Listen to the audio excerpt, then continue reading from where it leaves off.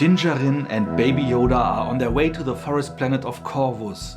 But their ship, the Razor Crest, is still heavily damaged and mainly tied together with ropes and fishing nets.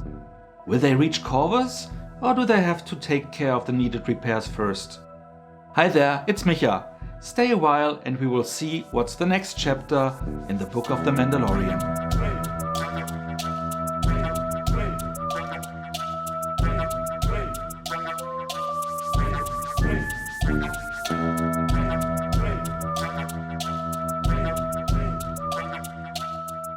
I just finished watching episode 12, The Siege, and oh boy do I want to share my thoughts with you. Like always, I will utilize callouts that my friend Neal provides, who is not only a Star Wars superfan that notices the hidden meaning behind things, but also composed the music for these review videos. Thanks, mate. Also stay tuned till the end of this video to hear our new quiz question and find out the answer to last week's quiz. But enough of that, let's jump right back in.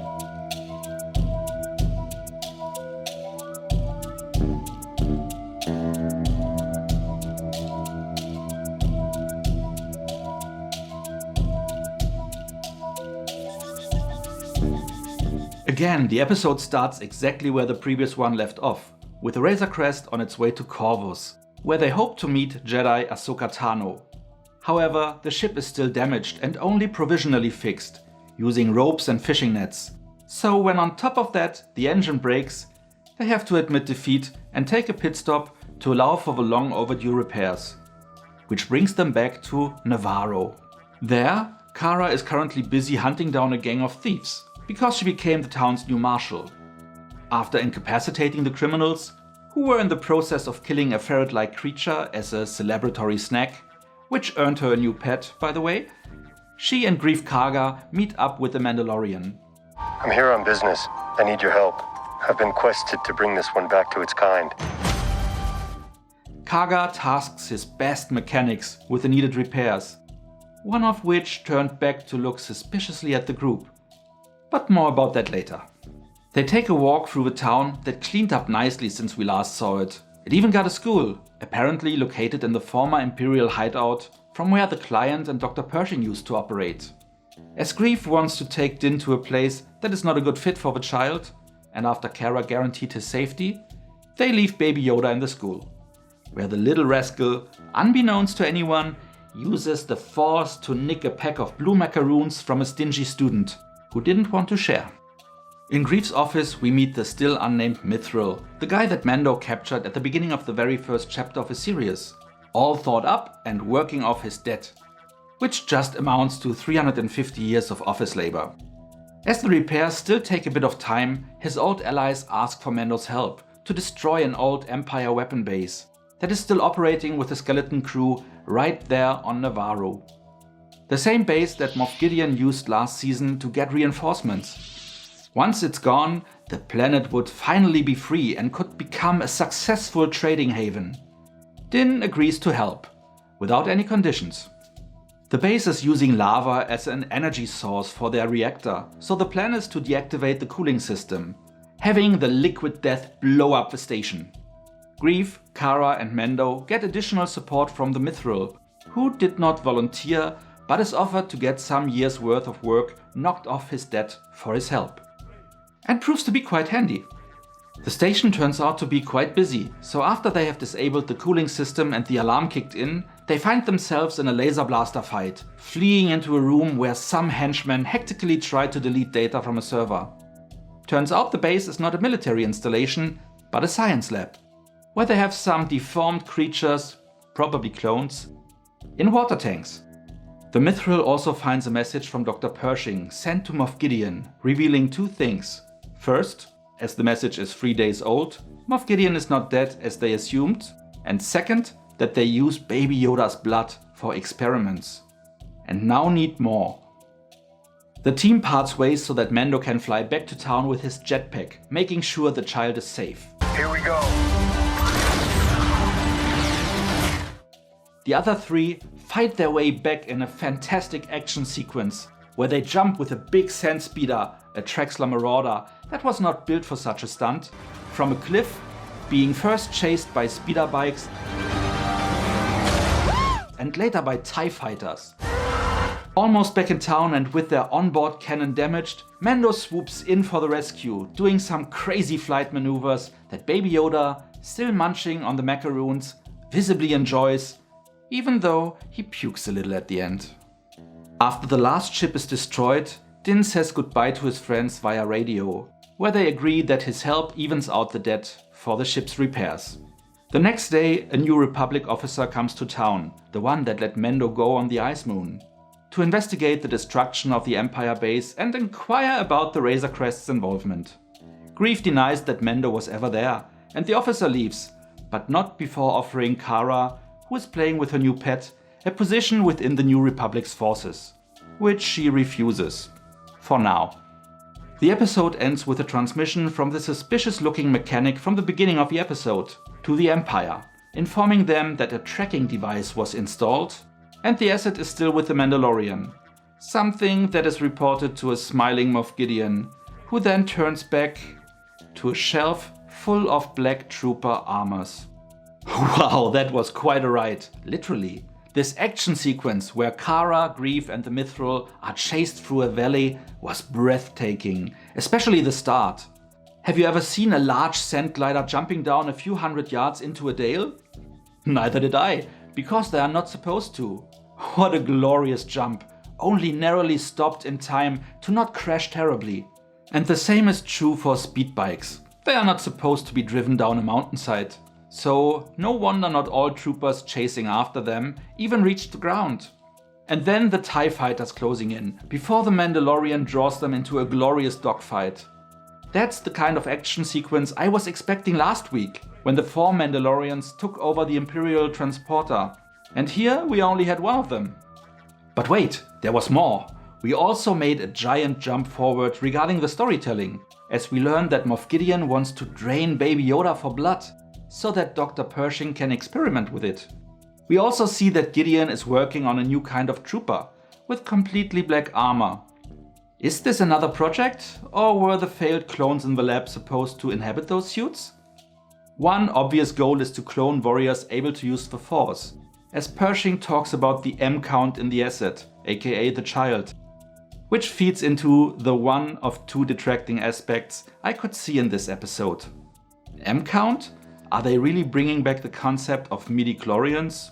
Something everyone was happy they never mentioned again?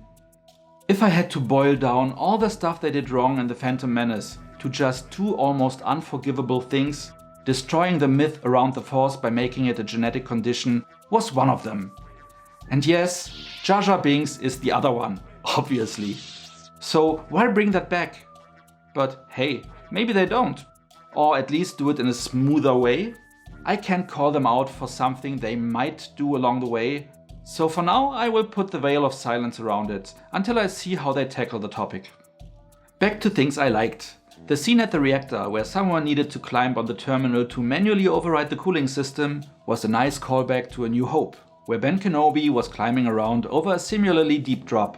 And as I guess it makes sense that the Empire has some kind of a standardized design and architectural layout, it didn't feel like a copy of that sequence, but played as the nice homage that it is. I also like that they brought back Cara and Greef, and the general fact that they are making a habit out of it to create recurring characters, where it makes sense and it doesn't feel forced. Like they did this week with the Mithril. Since we still don't know that guy's name, I guess there will be some significance to him at the end of a line. They also brought back the New Republic pilot from Chapter 10, now investigating the scene, seemingly following up on what Din is doing. He mentions that if there is new Imperial activity, then the Republic needs local support to learn about it, to keep the evil forces at bay. But in this episode, we learn that in the Outer Rim, where most of the story takes place, the Republic's forces are almost as unwelcome as the Empire was. I guess on the fringe, they just don't trust anyone. Another thing I love to see is Din evolving more and more with each episode, getting more complex and more compelling. Even though the scene where he had the child try to repair the engine by plugging him into the console to switch out some cables, which the little one didn't understand, obviously he's a baby, not a mechanic, shocked me a bit, same as it shocked the kid. when he accidentally touched the cables together and get slightly electrocuted. However, the next scene made up for it, as it showed both sitting together eating soup, for which Din slightly raised his visor for each zip, showing the little one more of his face than every other living being has seen since he joined the way of the Mandalore, with Baby Yoda understandably trying to sneak a better peek at his companion's features. This further feeds into the recurring fact that he acts more and more like the kid's father, considering him family, which I think and hope will become permanent truth. And though I don't know much about Mandalorians, I guess showing their faces within the clan might be a thing they at least consider possible. Or Mando is starting to find his own way, after learning last week that Mandalorians from different castes of society can have a different understanding of what the way is. He also seems to evolve on another level, the way he interacts with friends. But since we don't know much about his social life before the pilot episode happened, that might not even be a new trait, just something new to us. Because most of his actions seems to be guided by his creed, or by the interest of earning a nice payday. But if I don't remember season 1 wrong, this is the first time he ever agreed to help without any prior conditions, without making a deal. Nice look on him, even though he ultimately gets paid by having the ship's repair be done for free.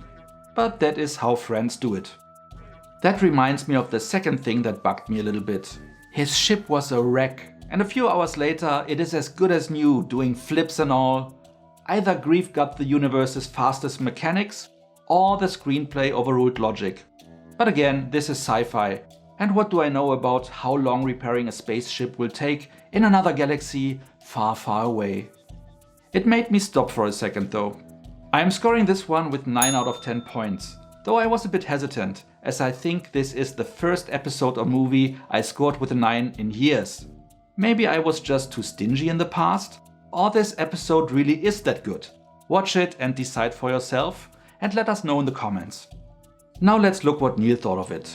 Again, no negative aspects this week. Nice. He liked how this episode provided some major progression in the overall storyline and the insights into what Greef Karga and Cara Dune have been doing since the end of season 1.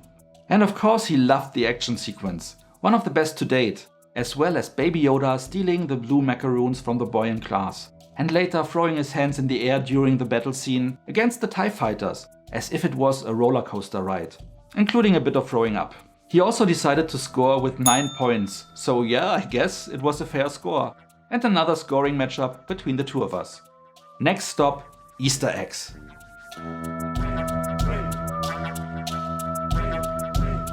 The Aqualish.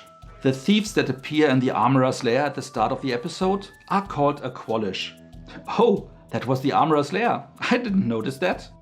The Aqualish first appeared in the cantina in Star Wars A New Hope, in the form of Ponda Baba. Ponda started a fight with a young Luke Skywalker before meeting Ben Kenobi's lightsaber, chopping his arm clean off. Ponda Baba also makes a brief appearance in Rogue One. Snoke. In the cloning facility, we see vats of what appear to be disfigured cloned bodies, just like the numerous clone Snokes we saw in Rise of Skywalker. As the camera focuses on these tanks, we hear the same music that is played in Snoke's scene in Rise of Skywalker. Is this how they made Snoke? Also, if you pause the scene, you will see scars on the head of the experiments, exactly like Snoke had. Is Moff Gideon doing this work for the Emperor? This could mean we will see more Easter eggs related to the sequel trilogy. Midichlorians. A recording from Dr. Pershing reveals he had been transfusing the blood of the child, which has a high M count, into test subjects. M count seems to suggest midichlorians, which have not been mentioned since the prequels. And for good reasons, might I add. Midichlorians are intelligent microscopic life forms that live symbiotically inside the cells of all living things. When present in sufficient numbers, they can allow their host to detect the pervasive energy field known as the Force.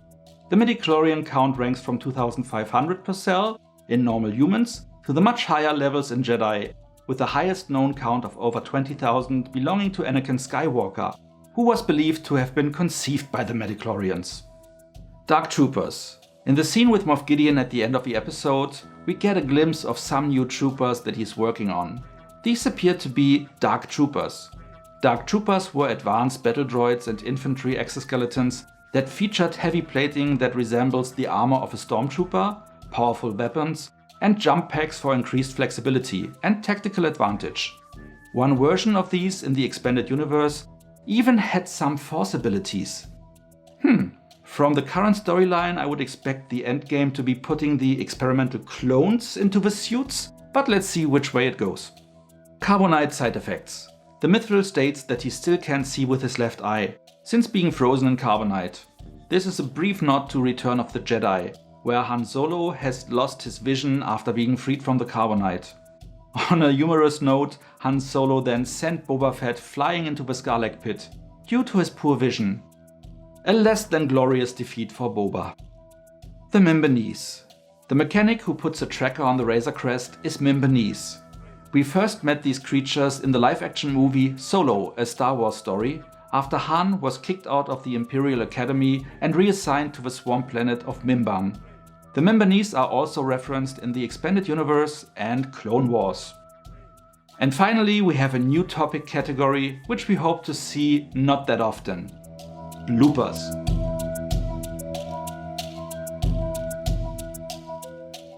Well, one blooper to be exact, that apparently got the internet go crazy. The man in jeans. In one scene, 18 minutes and 54 seconds in, you can see a guy in jeans for a few frames. Honestly, I didn't notice, and watching in HDR, which makes darker scenes even darker, you still barely notice him. However, it obviously became a meme right away, as you can see here. That's it. How did you like this episode? Did you love it as well? Let us know in the comments. And here the answer to the quiz question from last episode. From which other sci-fi series do you know the actor playing the Imperial freighter pilot sitting on the left side? Philip Alexander appeared as a regular in the short-lived show Stargate Origins, which was released online in 10-minute long episodes. I know, short series and short episode length, but still part of a large franchise. Now to this week's question, and why not stay in the same lane? The Imperial comms officer receiving the report from the mechanic also is not a stranger to sci-fi fans. In which superhero series does she have a recurring role? Also let us know in the comments. That's it. As always, if you enjoyed this video, like it and feel free to share it with your friends. And why not subscribe to my channel so you won't miss any future video. Make sure to also hit the notification bell so you get a heads up whenever a new video is posted. So much for now, see you next time and thanks for watching!